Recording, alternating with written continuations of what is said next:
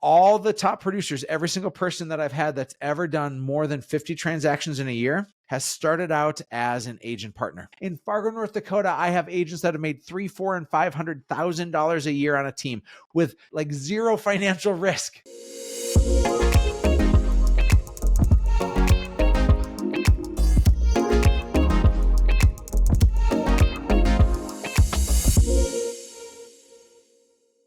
All right, everybody. Thanks for joining us on another episode of The Closing Table. I have with us today Erik Hatch. And Erik, I will say too, by the way, reading your bio, you've done a lot with your life, bro. And I want to see your schedule because the stuff you're involved in, what you're doing, so many from real estate and beyond. And then I think I heard last week or a couple weeks ago, you were in Thailand with your family. Yeah. And then you still have time to do that. So, you're all over the place, man. But you're over there. Was that just vacation part, the ministry you're involved in? Yeah. Great question. And my life right now is totally different than what it was 5 years ago, 10 years ago, 15 years ago. And I can share with you about a decade of my life that I was 90 to 110 hours a week. Like, absurdly committed to growing something special. And now I work 30 to 40 hours a week. Most of the income that I make I don't believe there's any such thing as passive income. I want to be really clear. It's like all investments take time and energy and stress and all those other things. And I make sure that I don't just, like the old Ron Popeil, Ronco food dehydrator, he said, you just set it and forget it. And that's not what I do with my investments. I don't just set it and forget it. But I did take my family over the new year and we went to Thailand for 2 weeks. So we did a week of vacationing. And then we also did a week of mission work and serving. My wife and I are really passionate about trying to eradicate injustices from the world, and specifically with human trafficking. There are like 10 million kids that are trafficked on any given day. And so the idea of these kids being prostituted out at the age of 7 years old or 17 years old, it's not okay at any age, right? And it's a disgusting feeling to know that that's out there. And so we're making sure that our lives and our businesses point to, with everything that we do, trying to do some really great good in this world. Because if not us, then who? And so we feel called to, and a desire to make a profound difference. And wouldn't you know, just like everything, when you go and make a profound difference, you find some beauty all along the way. So we found some incredible beauty in Thailand.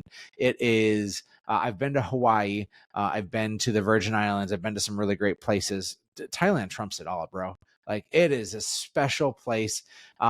Really long to get there, really expensive to get there. But then once you're there, it's super inexpensive, a great culture of people, and things are unbelievably welcoming. So yeah, I highly recommend Thailand, so long as you can cushion a few days of jet lag on both sides. Well, I want to get into that topic as well with human trafficking, because I don't know if you know this, and I'll talk to you about Houston. Is like one of the number one spots in the country. Unfortunately, is that because right? So what I've heard is so many places in the.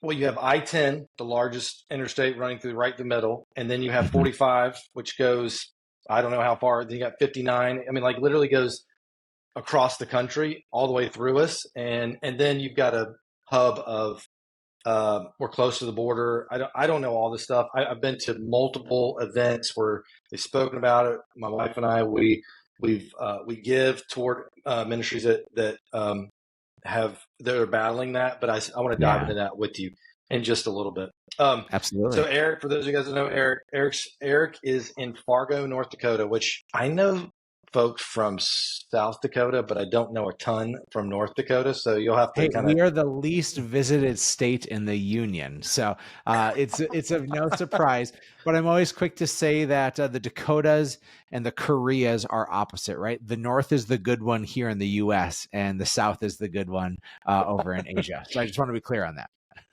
Got it. And Erik, how I met Erik was through real estate. I mean, he's got a great team up there with a gigantic presence. He's been involved in coaching agents across the country. We happen to be at the same national brokerage, but you seem to be, I mean, just whatever you're doing, you're impacting people, whether you're getting paid for it or not. Tell me what, we can talk, we'll cover a couple different things. We can talk real estate, but just what did you start off in your career? Give us a little bit about, kind of your upbringing. Where'd you go in your career? Now you're in real estate and doing ministry. Would love to hear kind of a backstory of you a little bit if you can. Yeah, I appreciate the question. In 2002, I graduated from college, but 18 months before that, my mom, my only provider, my dad was never in my life. My mom passed away from a 5-year cancer battle. And so I was orphaned at 21, and my church embraced me in such a high accord, which is such a brilliant and beautiful gift. And so when I graduated from college, I had opportunities to leave Fargo, which is what almost everybody wants to do, right? Fargo is a place that you start, but it's not a place that you finish. And I had a job opportunity in Minneapolis and was intending on taking that. And my church came knocking, and they're like, "Hey, Hatch, you're good with kids. Why don't you come and work with us?" And it seemed like I could still be embraced, and I still had family. And so I went into the youth. I went into youth ministry in 2003 and fell in love with it right away. Like, oh my gosh, if I could work with kids instead of adults, I would do that all day, every day. They are much more likely to be scarred by the world. They're not filled with venom and excuses, and instead they're wide-eyed and bushy-tailed. And like, kids are dumb. They're not stupid, but they're dumb because the world hasn't burned them yet. And I loved being around people that were new and fresh, and they brought such a vivacious energy to things. So I got paid, not well, but I got paid to build lives of kids and to help them get deeper connected with their faith. I'm an entrepreneur at trade, right? That's the thing that I am most fueled by. And so I got to be a part of a 4,000 member congregation where I had literally 4,000 bosses. And as an entrepreneur with no parents in his mid-20s, it was what felt like hell on earth at times, right? I got told no more than I got told yes. All the ideas that I had that I thought were brilliant, I wanted to run with, and I consistently got told no. And I despised it in the moment, but in retrospect, it was such a great gift. It was the brake to my gas pedal. It was the checks and balances where I understood that if I had a vision, I had to have a well-executed plan instead of just a vision in which to throw things against the wall to see if it stuck. So I took that and I started to dabble in real estate part-time while I was full-time still in the ministry. And I started to get pretty good at it. And as I got good at it, I now switched. In 2011, I switched my full-time and my part-time. I was still dual vocation, but now I was full-time in the real estate and part-time in the ministry. And my first year in real estate full-time, I sold 52 houses just from my network of people and working open houses and referrals and really utilizing social media as a vehicle to stay connected with people. And like any good realtor, I said, well, I'm really good at selling houses, so I better abandon that skill set and go to try leading a team instead. And so I started a real estate team in 2012. We had big numbers and success on the books, but we were a complete and total dumpster fire, Ryan. It was a mess. And 15 months later, in April of 2013, I was at another brokerage, and they kicked me out. The church guy, the goody two shoes, brown nose and sit up front, always do right guy, got kicked out because my ego had grown so large. We had become such a mess of an organization. And literally, I had abandoned all the things that were my calling because I didn't have any models in my life of what it was looking like to be a great businessman. I didn't recognize that my ministry, my business could and should be the same thing. And instead, I was one person in one venue, and I was Glengarry Glen Ross and Wolf of Wall Street and Boiler Room in the other, because that's what I thought I was supposed to be. It was like, I just need to make sure that I win, and that's the only thing that matters. And it was so inauthentic to who I was. And I thought, boy, this brokerage sure is stupid. How dare they kick out me, their top salesperson? Don't they know who my father is? Like, I was just that pretentious, like just stuck on, I didn't know who my father was. So nonetheless, but I was so stuck on this idea that I was really special. And I turned to my team. It was a team of 13 people. And it was this Jerry Maguire moment. And I'm like, all right, who's coming with me? And it was crickets. I had one agent and one admin who were like, yeah, I guess. And the rest went off to do their own. They're like, you're a liability, you're not an asset. And I'm like, oh, shoot, I am the problem. And literally, I was given the gift of starting over 11 years ago, recognizing that I was the problem, that I had built something inauthentic to who I was because it wasn't serving other people. Fast forward the last 11 years, and my team has sold 7,000 houses, and I've gone on to coach some of the top people in our industry. And I spend most of my time now shaping Real Brokerage, the part that ties us together, shaping Place, a business partnership that I have, coaching people throughout the industry, and mentoring and leading my team in a small fashion. And so this has all happened simply because I was given the gift of starting over. I failed miserably. I got kicked out. And I recognized that I want my life to reflect the ministry that I was called to in the first place. I want a life of impact. I want a life of making a difference. I need to give without an ask. And traditionally, that leads to a pretty abundant life. And so my North Star now is I want to be the most generous, giving person I possibly can. And I know I'm going to get my unfair share as I pursue that. But to have, so it's interesting too, Erik, we have very, very similar past. And I didn't know that even up to this moment. So I grew up with a single mom, did not know my dad, and I was involved in Young Life, and a Young Life leader was the one who kind of like came in, pursued me for no strings attached, didn't care if I went to his gig or not, whatever. He was just like, hey, I'm going to care for you.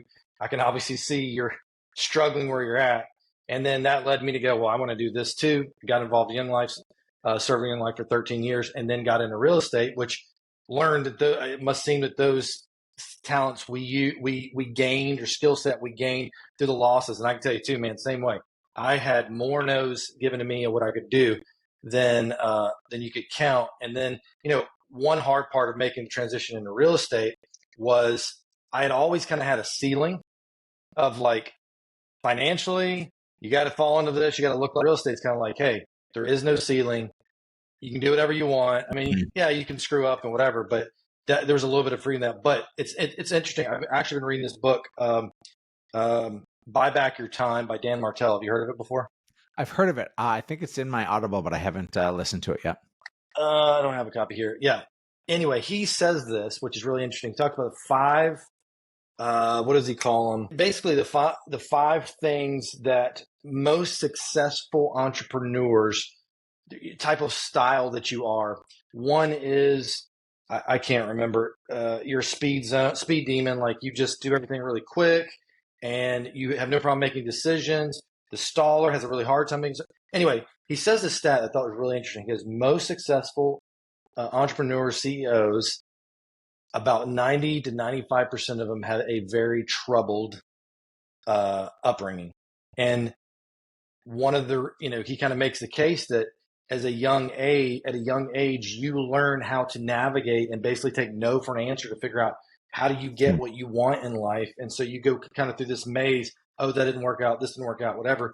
But in some ways that kind of helps us in some of the skill set. But there also comes with a lot of the other side. The negative side of that is you sometimes have a hard time being truly authentic with other people and yourself because you're just doing what it takes to make it. So it's interesting, but obviously the way you were raised obviously has played a part into what you're good at today and what you're doing. I think the thing I really like hearing from you is that you actually took a minute to stop and go, this isn't the person I want to be in business. It's easy to be that kind of Ryan, there was this slow fade into all of a sudden, like I turned around, I'm like, this isn't who I intended to be. This isn't who I wanted to be.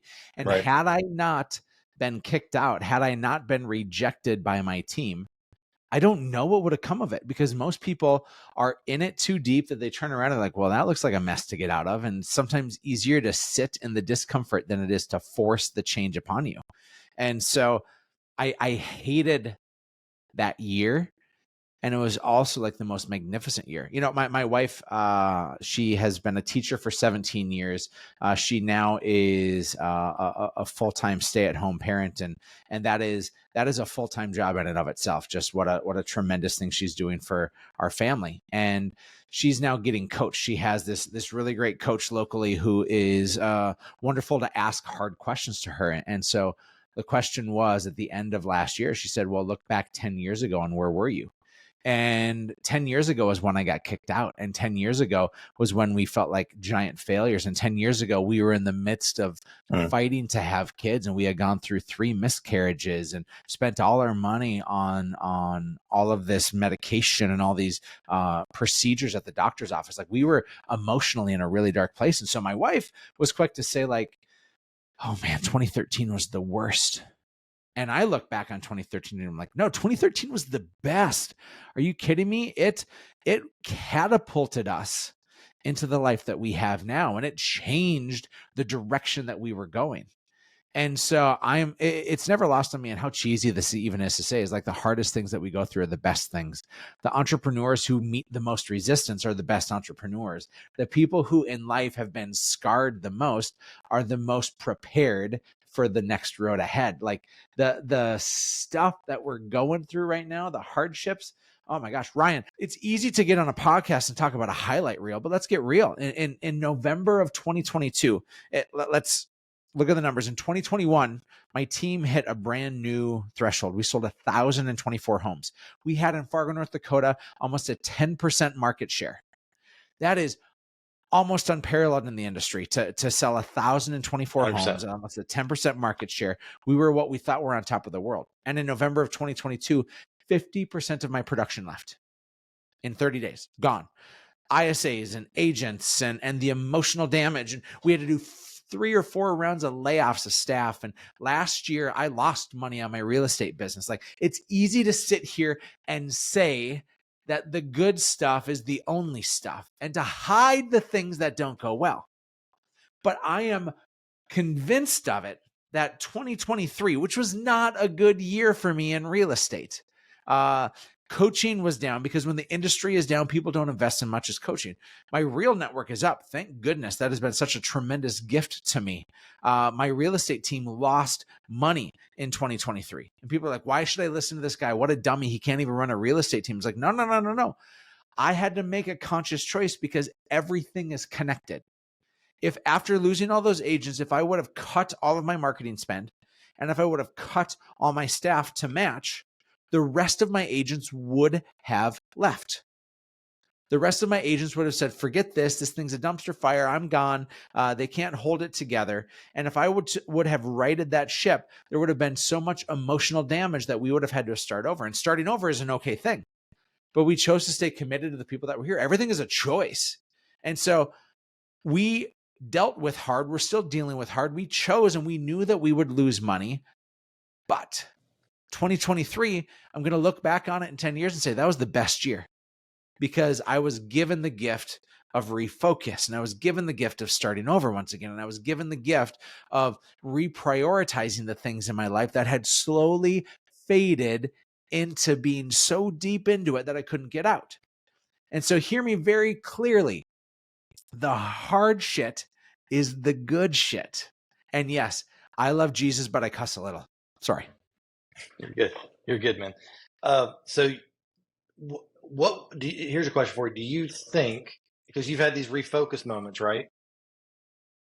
How do you keep yourself focused, as you said, the North Star, without having to go through the shit per se? You know what I mean? If I knew, I would. If that's possible. Yes. I think perspective is like a rear view mirror, right? You only can see what has happened, and rare can you see what's happening.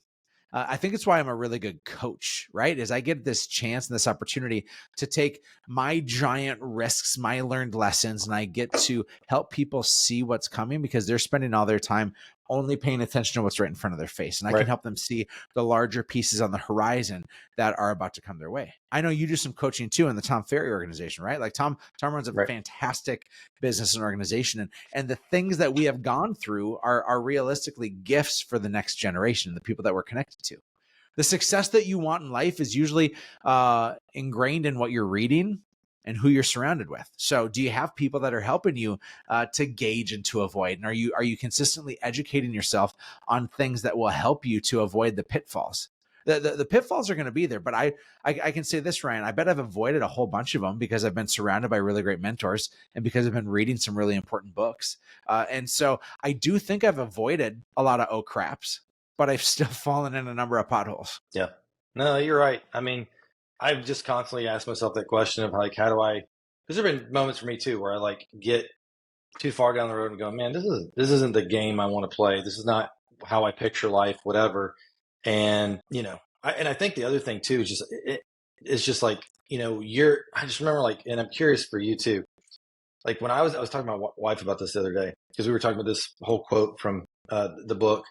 But when I was a kid, and I had a pretty hard upbringing. Like, didn't grow up with a dad. My mom was, we were not an affluent family in any form or fashion.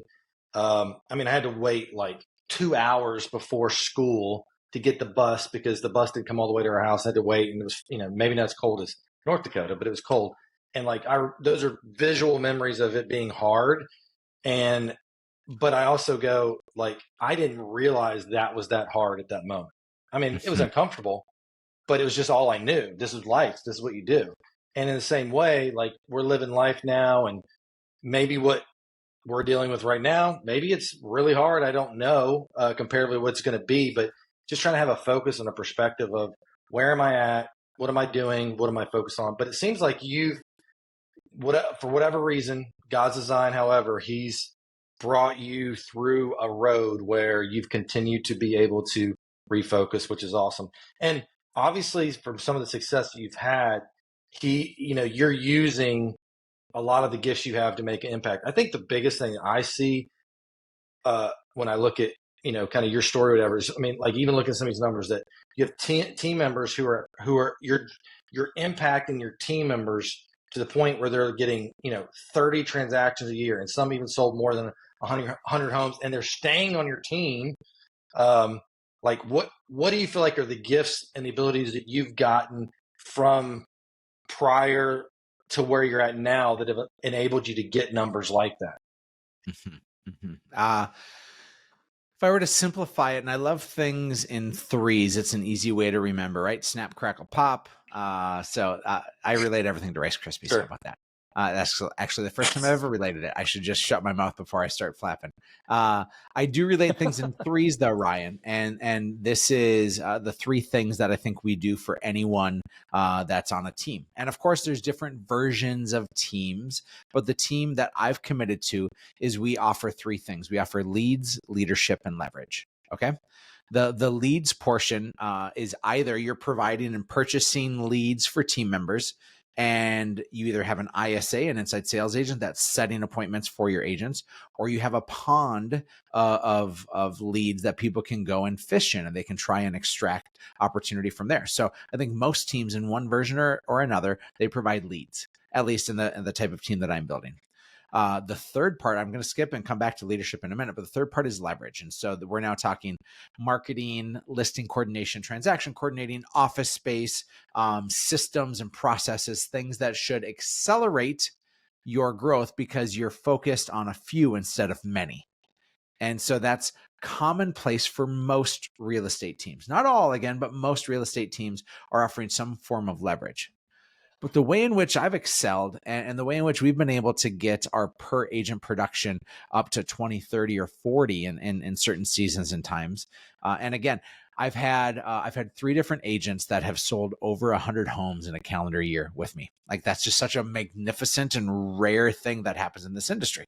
Oh, and the 100%. Way in which that happens is because of leadership. And we have simply bought into a cadence of accountability, and we've bought into a cadence of a culture that operates differently than everyone else. So first step, very, and if you're taking notes, this would be a great time to take notes. The first step is that 80% of your problems will go away if you have the right people. Most people are hiring whomever they can to come in and be realtors, and we hope that they become great realtors. Hope is a great thing to have, but a terrible business strategy. And so we are diligent on making sure we're getting the right people who are willing to dance the dance that we're doing. We need them to fall into rhythm and into line immediately because we have a bulletproof system that's going to help them to find success right away. once they start as a realtor and they're the right person, right? So number one, we make sure we have the right person. Number two is we make sure that we train them the right way. And training happens two different ways. It happens in the scheduled and the sporadic. The scheduled training is that 5 days a week, we're doing training and role playing. 5 days, and that's all before lead generation. That's all before lead follow-up. We're training every single day. Now, the second piece of that, though, is sporadic. And the sporadic is what happens when you're in alignment with people and you're in proximity with people. And so we make sure that we're not putting this really great, talented person that we just hired just in a pool and we hope that they find success. And instead, we partner them with a top agent. We use what's called the agent partner model. The agent partner model is this: it's a paid internship, and you can either pay the person a salary or you can pay them a percentage of the deals that they help to close. Regardless of the system that you use to pay them, you will get about as close to a guarantee for success. In an industry where there's an 87% failure rate, I'll say with confidence, Ryan, this has an 87% success rate. Literally inverse the failure to success rate ratio, because the person gets this paid internship. They mentor alongside a top agent. And so that means they're doing the majority of the showings, the majority of the client communication, all the inspections and the open houses and the final walkthroughs. And they're literally walking alongside this top agent, getting the gift of proximity and power. How do they earn a spot on the roster, sitting in the same position, the starting position as one of our agents? Well, they earn it. Everything is earned and nothing is given. So these agent partners or showing partners, they have three primary jobs. Number one is to leverage the agent. Number two is to train and develop. And number three is to lead generate, in that order. Those are their orders of priorities. And so when you do it right, this person's going to help you sell more houses. This person's going to get a way better education. And this person is now going to be equipped because they've spent a year lead generating and figuring out how can they actually feed themselves before you ever throw them to the wolves. If they can't feed themselves, well, then they stay in this role where they're supporting a top producer. And almost every single time when someone starts in this role, they're starting off and they don't actually close any deals themselves. The top agent does, but that top agent is selling an extra 15 to 25 homes in a calendar year. Ryan, Houston has an average sales price where you live of 400,000, give or take, right? Yep. Okay, so let's say it's a $10,000 commission. That $10,000 commission, even if you're paying that agent a portion of it, or you're paying them a salary of $3,000 a month, all of a sudden you're going to pay them $3,000, but you're going to sell an extra 15 houses. That 15 houses is $150,000 in commission. Or if you're on a team, it's $75,000 in commission.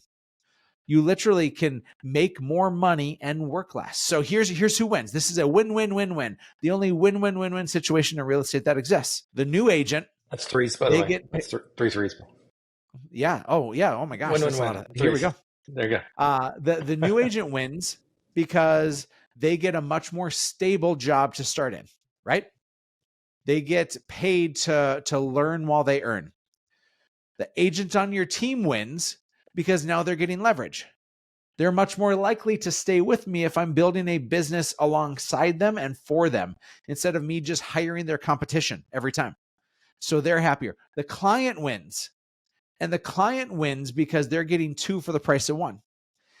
In a seller's market like we've had the last few years, you need speed and efficiency in order to win. Two for the price of one helps our clients to win. And finally, you as the team owner, you win because now you haven't thrown somebody to the wolves and hoped that they'd be successful. Instead, you've given them the best internship in the business. And when they are ready to graduate to it, they're going to be a top producer right away. And so all the top producers, every single person that I've had that's ever done more than 50 transactions in a year has started out as an agent partner. And then they've hired agent partners. And so they don't stand alone in their success. In Fargo, North Dakota, I have agents that have made $300,000, $400,000, and $500,000 a year on a team with like zero financial risk. Do you know how many team leaders in this industry don't make $300,000 a year and they're risking 50 to 100 grand a month? Most of them. So how do you help somebody to be great? You hire the right person. You train them exceedingly well, and you put them in the right seat on the bus. Those 3 steps, there it was 3 again, those 3 steps will change your future for your team. But it takes a lot of years to get there. You can't just get there overnight. So what do you say for the whether you're in, I mean, like you've got the setup for real estate, but whether you're in real estate, you're in sales, whatever it is, and you're kind of like getting into it, what would be your 2 cents on where do you go? What do you do? Yeah. I think I know what it Alignment is, is but I'm curious everything, what you're going to Ryan. say. If you want to Yep. be successful in life, it comes on the other side of alignment. There's no such thing as a self-made man or woman. If you think you're self-made, you are not paying attention to the people and the talent and those invested around you. And so if you're new in the industry, the greatest thing you can do is to join a team. I'm Yeah. convinced of it. You should be starting off on a team, and you should be earning your chops. You should be getting your at-bats, and you should be warming yourself up to find great success. Now, beyond And that, what I type, actually don't what, think that. sorry, go. No, you're good. I was going to say, what type of team would you be looking for? I mean, you need to find a team that not only provides you leads and leadership, leads and leverage, but you need to find somebody who's a leader that has a life that you want to be like, and that leader has built a system and a machine that's going to help you to get to where you want to get to. Realistically, most people that join teams don't make it in the industry. And that's not because they lack leads, and it's not because they lack leverage, it's because they lack leadership. It is the piece that had me fail back in 2013. Why did I get kicked out? Yes, my ego was a player in it, but we sold 192 homes in 2012, Ryan. I was 113 of those. I literally had 10 other agents that each sold like a dozen houses. Some were halfway through the year, right? But that's not a great life. I didn't help people to have abundance. I just knew that I could have a machine. I threw them some leads and I threw them some leverage and thought that they'd make it. A team that is set up with giving the minimum will usually produce minimum results for the agents. And I think there's a better way. Yeah. All right. Well, let's talk. I want to save some time. I know your time is short and valuable. I want to save some time. Tell me about, because again, let's go back to Houston, one of the largest cities with human trafficking. And again, I have very little knowledge except for what I've heard, read, watched of all the issues that we have going on in the world. It just seems like this is a no-brainer that we would be putting a lot of resources from a government standpoint, from a community standpoint, from a church standpoint. But it just, I don't know, are we making headway? It feels like I continue to hear more and more and more. And so I would love to hear your thought on it. And then what are things that we can actually do to help in any way that we can? Yeah. The number one moneymaker for the underworld is drugs. Okay. Number 2 was firearms. It's now human trafficking. Human trafficking is the number 2 moneymaker in the underworld. And the reason why is because you can sell a person over and over and over and over again. There's more human slavery today than there has been almost in the history of the world. This problem isn't going away. This problem is growing. There is a dark underside to the world, but some of our worlds are like one step removed from it. It's painful, right? This Jeffrey Epstein stuff, it's happening all over. I remember I got a call from my buddy Than, and Than runs a nonprofit called Unseen. He's a dear friend. Unseen is trying to fight human trafficking and its root causes. And Than, right before COVID hit, it was March of 2020, was down in the Central America area, and called me and gave me some updates as to what was happening. He's like, hey, there's this boat, and there's this boat with all this terrible stuff that's going on. And it's like, Than, what do you need?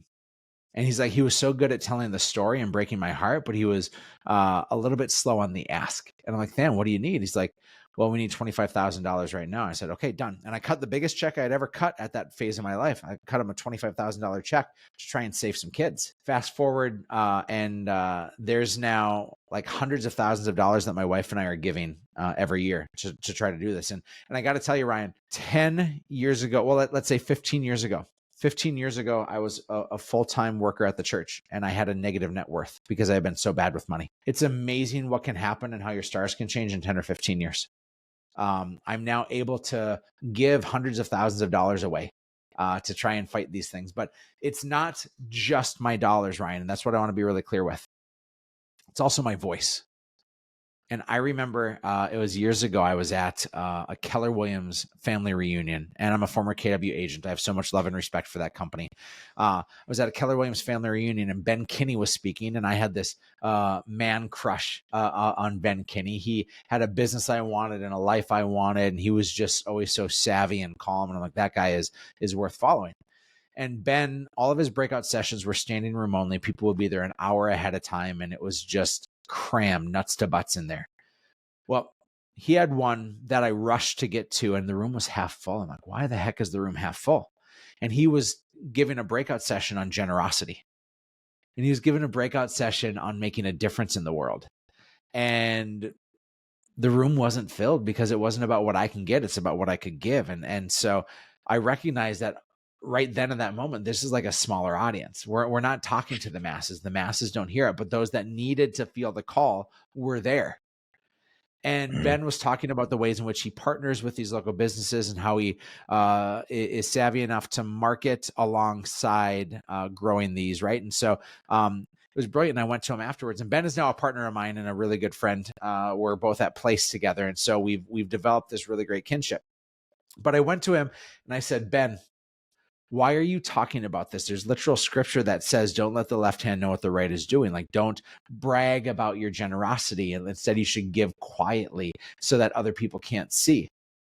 And he said, Erik, a lot of people are watching me. And if I'm quiet about this, other people won't necessarily follow. And I'm like, shoot, I have a voice. And what can I do with that voice? And what can I do to make a difference? And so now our coaching company, we do summits and events one time a year. We have one coming up in June that I'm really excited about. And we take the couple hundred people that are there and we do an impact party, literally a party with live music and drinks and food. And then we auction off a weekend at my lake or some coaching services, or we'll sell a pie, a literal $12 pie from the grocery store, but we hype it up. This last year, when we did this auction with a couple hundred people, we raised $400,000. And the reason why we raised $400,000 in a room with 200 realtors is because people wanted to give, and we were great at telling the story. It wasn't a one-time pass. It was literally the heart and the soul of why we gathered people together. We talked about making a lot of money, but we talked about the purpose of making money is to make a great impact. And that impact is on our family. That impact is also on the world. And so we told the same narrative and we sang the same song for 2 days. And then we simply gave people an invitation and we showed that they weren't the ones standing alone. And in that, we had hundreds of thousands of dollars pour in.